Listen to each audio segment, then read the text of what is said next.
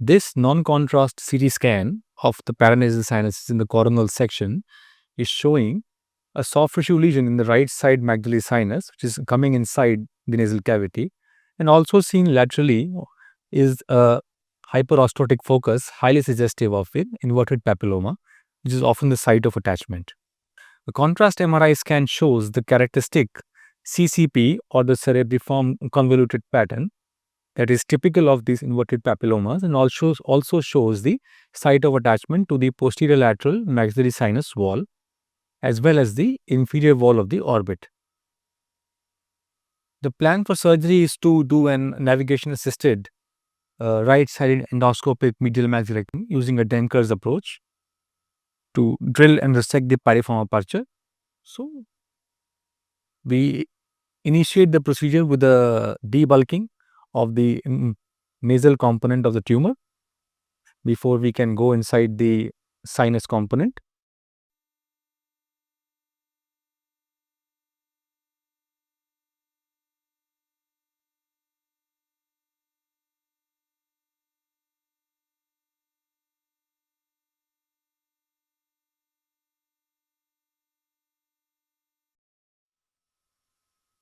So, first we finish an ethmoidectomy and a basic enterostomy to access the maxillary sinus.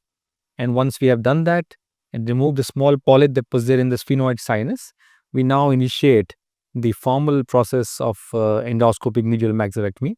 Here we are using a standard ProSize Max coblation wand to ablate and mark our boundaries of the resection. So we are just going below the attachment of the uncinate process. We want to make the medial maxillectomy as high to the floor of the orbit, but we do not want to violate the orbit at any cost, because the periorbit happens to be a very good defense against the intra-orbital extension of the inverted papilloma. And once we have marked the margins of the anterior part of the head of the inferior turbinate, then we shall find our way into the piriform aperture. It's very important here to use multiple hands inside the surgery with an assistant constantly suctioning to be able to maintain a clear vision and maintain the pace of surgery. So once we have ablated the anterior-most part of the nasal cavity, the mucosa anterior to the inferior turbinate, here you see we are using a sharp end of an elevator to highlight the anterior wall of the maxillary sinus or the piriform aperture to give us an access inside the maxillary sinus. Once again, we do this to the level of the inferior orbital nerve. Once we see the exit of the inferior orbital nerve from the infraorbital foramen, and we stop short of that, not compromising this nerve. And once we have found the level, we initiate drilling of the piriform aperture. One can initiate this drilling because there is a very safe region to drill. So we normally recommend using a cutting burr here. And as we go deeper and more lateral, one can shift to a coarse diamond. But to save time, an initial cutting burr is quite helpful in this part of the surgery because this is thick bone. The first part normally is making a puncture hole inside the anterior wall of maxillary sinus to get your perspective and to see limits of drilling. One can also use osteotomies here to clear some bone. Now, as you see, we are cutting off the inferior turbinate, removing it as far as the tail of it, where you can anticipate some bleeding because of the sphenopalatine artery that supplies the inferior turbinate.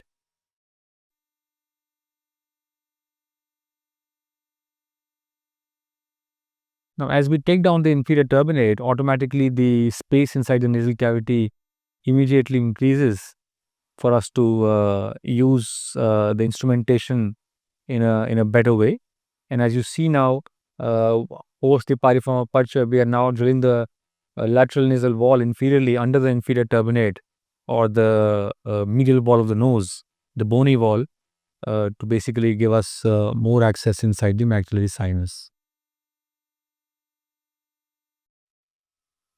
Thorough irrigation is very important in this phase of surgery to avoid soiling of the endoscope and also the overheating of the drill, as well as the bone and the mucous tissue here. Now we use a coagulation wand again to mark the boundary of our medial maxillectomy, as we know that this disease or the inverted papilloma completely occupies the maxillary sinus. We want to make the medial maxillectomy flush with the floor of nose, so we mark it using a coagulation wand as far as anteriorly as possible to the piriform aperture. And the goal of this surgery is basically a progressive resection, that we call it, that we keep debulking this tumor to reach to the pedicle.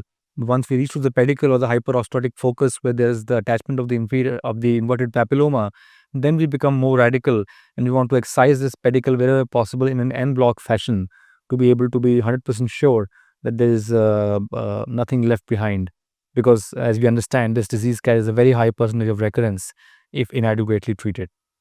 It is the benign tumor, however, associated with a very high recurrence rate, and recurrences are often highly problematic to deal with. So the primary surgery must be done adequately and with sufficient radicality to ensure uh, avoidance of recurrence.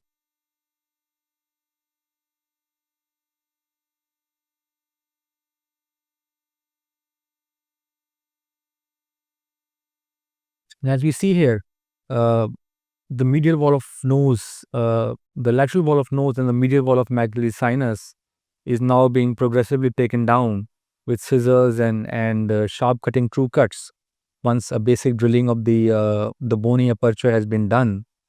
And now subsequently, our sample, the lateral nasal wall or the medial wall of maxillary sinus would essentially be left pedicled over the nasolacrimal duct, which is now being sectioned.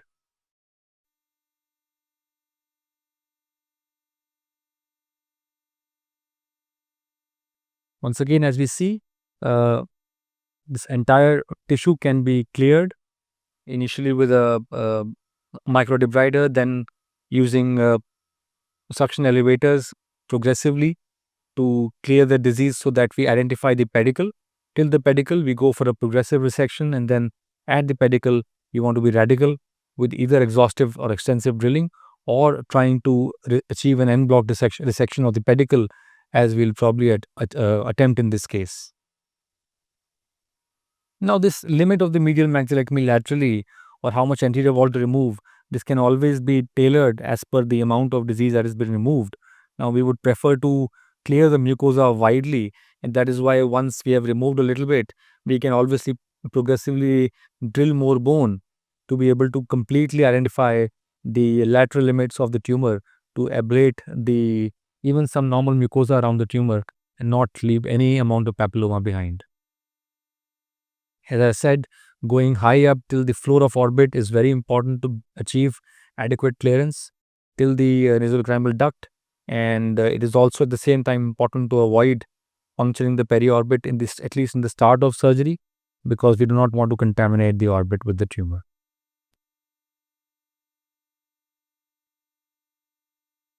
So as you see here, the anterior part or most of the part of the inverted papilloma inside the maxillary sinus is not really attached. It's just lying there, and the attachment is, as we saw in the CT and the MRI, in the posterior lateral aspect. So most of this part can be easily removed with a microdebrider, and we could slowly but steadily and progressively keep moving towards the tumor pedicle.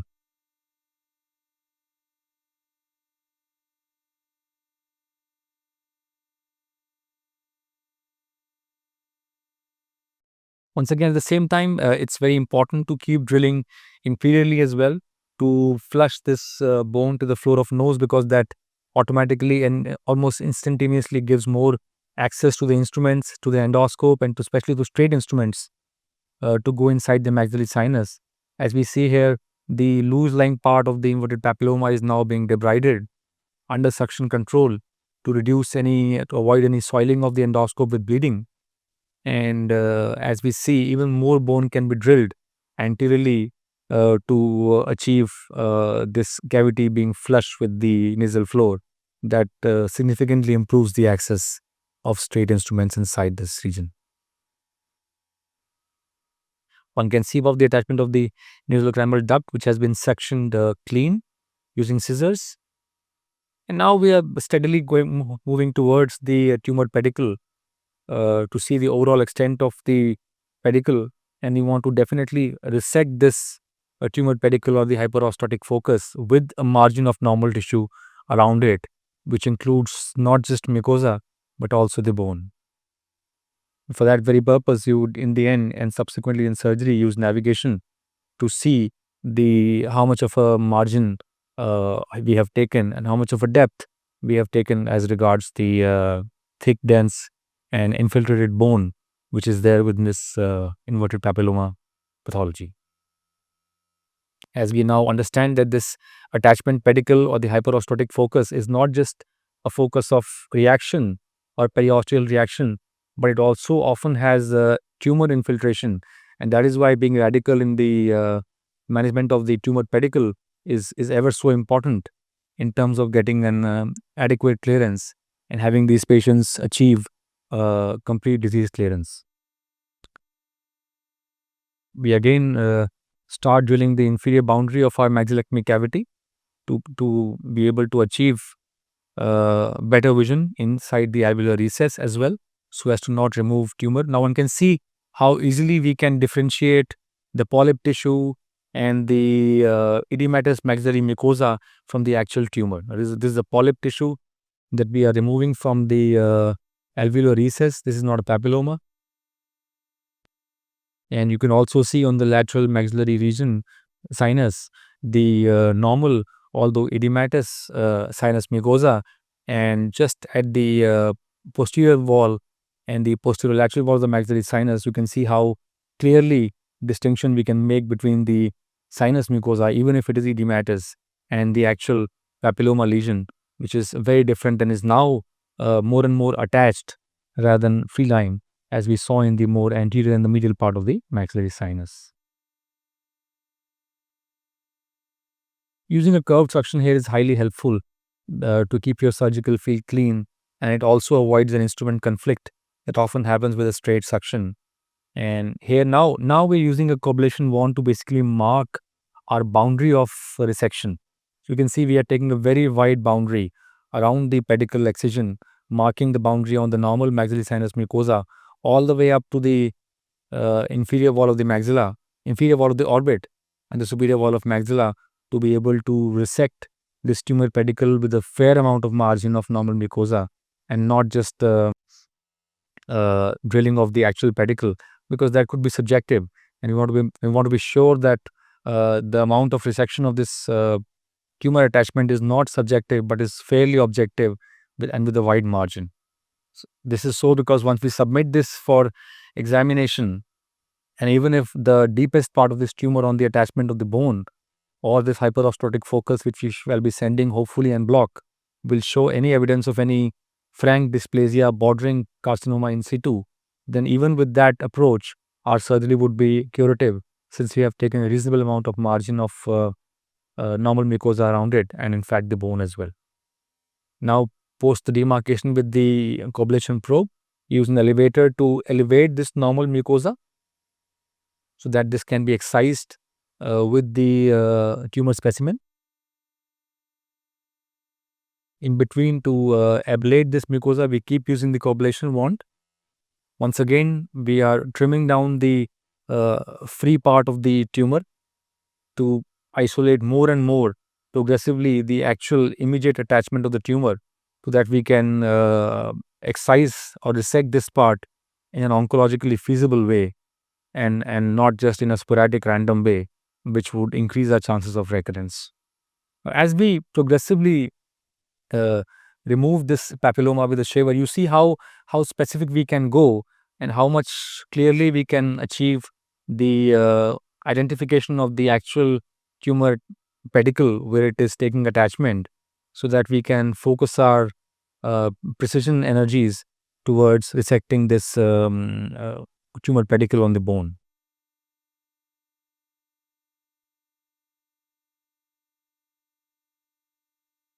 Here we are obviously, I forgot to mention that we are using a 45-degree camera here for this part of the surgery, because this gives a very good head-on vision, and that is also why this would appear to be more posterior while it is actually posterior lateral, because we are seeing it with the 45-degree endoscope. Now when it comes to resection of this pedicle, we start using a coarse diamond burr and we start marking our bony boundary around, taking margin of 1 centimeter around the entire pedicle, which is you can see as the bulge of the tumor attachment.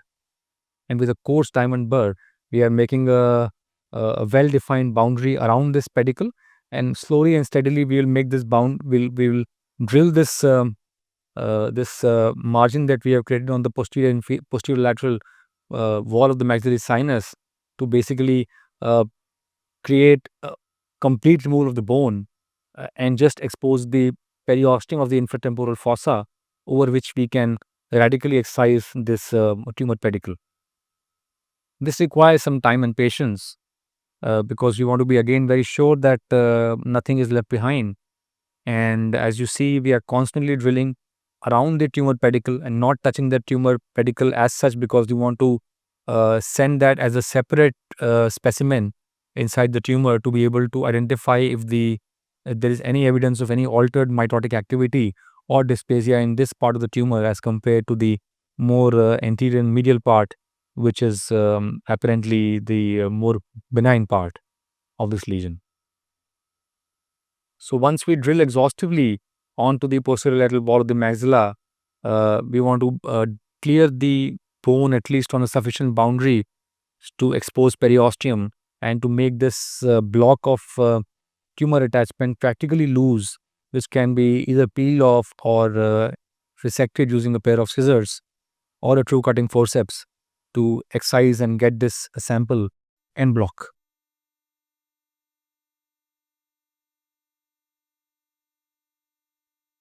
As we drill, often sometimes we can have some vessels leading from the pterygoparietal and the infratemporal fossa, some marginal branches which can be coagulated. And now post the drilling, one can accurately identify that at places we have identified the infratemporal fossa periosteum, and now what is left is the tumor pedicle with the bone block in situ, which we intend to resect and block.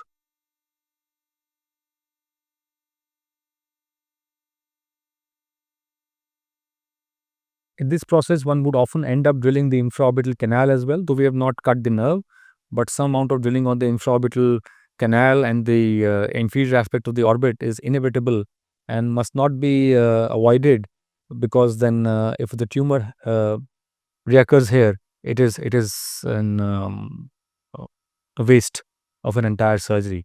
As you see here, as we are removing the specimen, you see a little bleeding coming from the infratemporal fossa from one of the branches of the maxillary artery, maybe a smaller vessel, not the main trunk as such, because of the slight bleeding only, and that can be coagulated.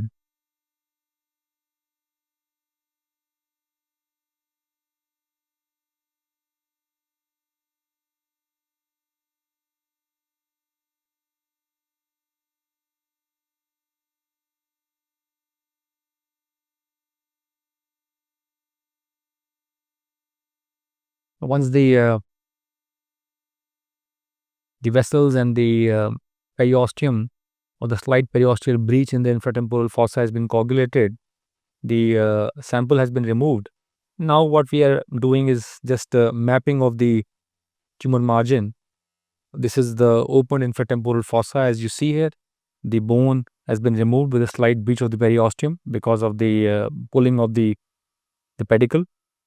And now we are using a navigation map or a navigation tracker to see the extent of bone removal that we have done around the tumor pedicle, which we will shortly showcase. Once we have done that, since we have mapped it, we are shifting to even more drilling or onto the more lateral part of the posterior lateral part of the tumor pedicle, reminding you again that we are using a 45-degree endoscope to see. So this part looks head on, but this is quite lateral. And since we had mapped it and we thought that we should probably drill another 1 centimeter around and more lateral to the inferior to the lateral part of the tumor pedicle to achieve complete clearance and to remove this part of the bone, which could potentially be invaded by the tumor. Once again, mapping it using the navigator probe to see our limits of whether we have, you can see a little bit of fat protruding from the infratemporal fossa. And these are our navigation maps.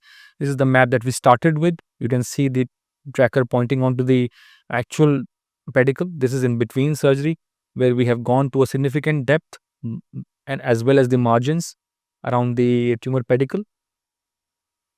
And now we are seeing subsequent resections where we have gone past the tumor pedicle, and the final pointer shows the tracker inside the infratemporal fossa.